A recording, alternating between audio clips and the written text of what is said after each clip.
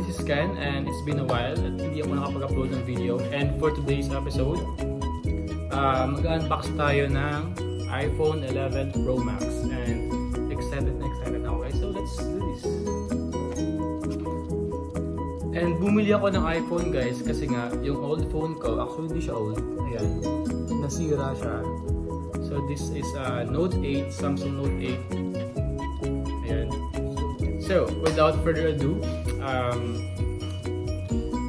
so ito yung box ng iPhone 11 Pro Max. Let's do the unboxing. So, ayan, magsa-start na tayong mag-unbox. So, by the way guys, yung napili kong color is this. Tawag dito parang midnight green. So let's do the unboxing. Ta-da!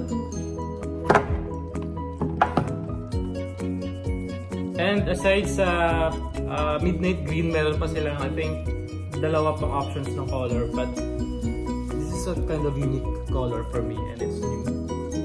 Sobrang ganda. So activate ko lang muna siya guys, then balitaan ko kayo. Bye!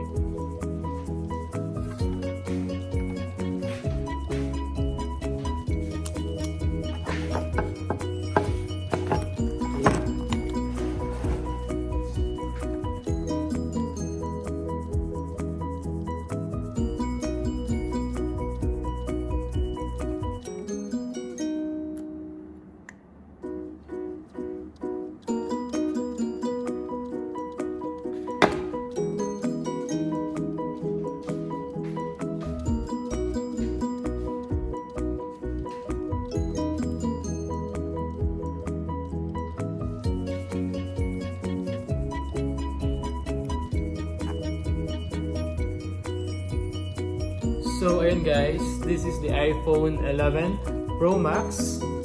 See, it's so good. It looks so good. Medyo mabigat siya pero talagang worth it yung price niya I think guys. For the price of beep.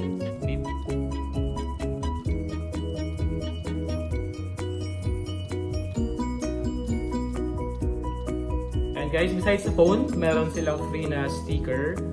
And then ito para sa SIM card, and meron silang adapter, earphone, and then cord.